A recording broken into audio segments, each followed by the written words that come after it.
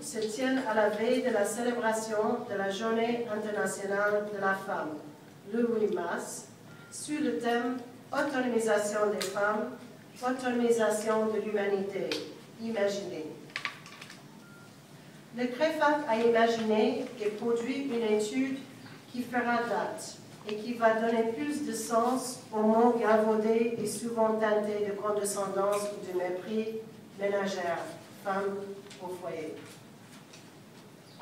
Il y a 20 ans, 189 gouvernements, la société civile, les partenaires au développement, le secteur privé et les autres partenaires s'étaient engagés à réduire la pauvreté qui frappe les femmes et les filles, à leur garantir leur droit à l'éducation et à la formation, à protéger leur santé, y compris leur santé sexuelle et procréative, à protéger les femmes et les filles contre la violence et la discrimination, et à promouvoir la participation pleine et entière des femmes à la vie sociale, politique et économique.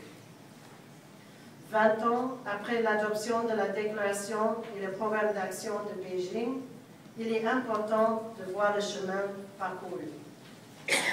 Ces 2 dernières années, le Sénégal a enregistré des progrès notables dans le domaine de la planification familiale.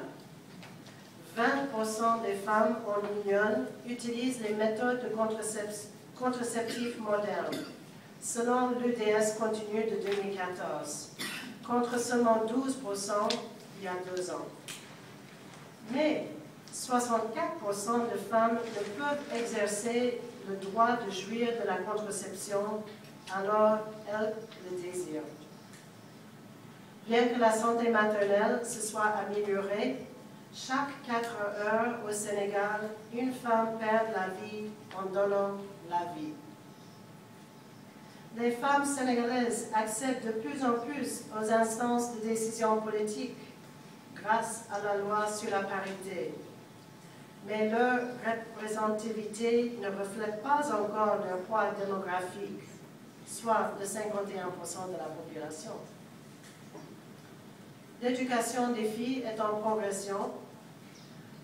Depuis 10 ans, le taux brut de scolarisation globale de l'enseignement secondaire général a évolué de 11% à 31%, soit une hausse de presque 20%. Celui des filles a été triplé, passant ainsi à 8,4% à presque 29%, alors que celui des garçons a juste un peu plus doublé. Le principal défi reste le maintien des filles, surtout dans les cycles secondaires et supérieurs. L'une des principales contraintes qui entrave l'éducation des filles est le mariage précoce. Près d'une fille sur 3 est mariée avant l'âge de 18 ans au Sénégal. La persistance des violences commises sur les femmes et les filles, les mutilations génitales féminines, les inégalités relatives au statut de la femme sont autant des problématiques qui freinent le développement du potentiel des femmes et des filles, mais aussi du pays en général. Toutes ces questions méritent une attention particulière. Les décideurs ont besoin plus que jamais des évidences, des études approfondies pour mieux orienter les politiques et les programmes promouvant l'égalité et l'équité entre hommes et femmes.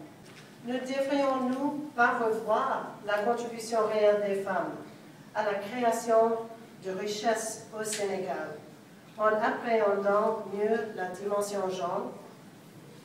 Mesdames, Messieurs, le Sénégal a fait de la promotion de l'égalité entre hommes et femmes et de l'autonomisation des femmes une priorité nationale. La Constitution la garantit.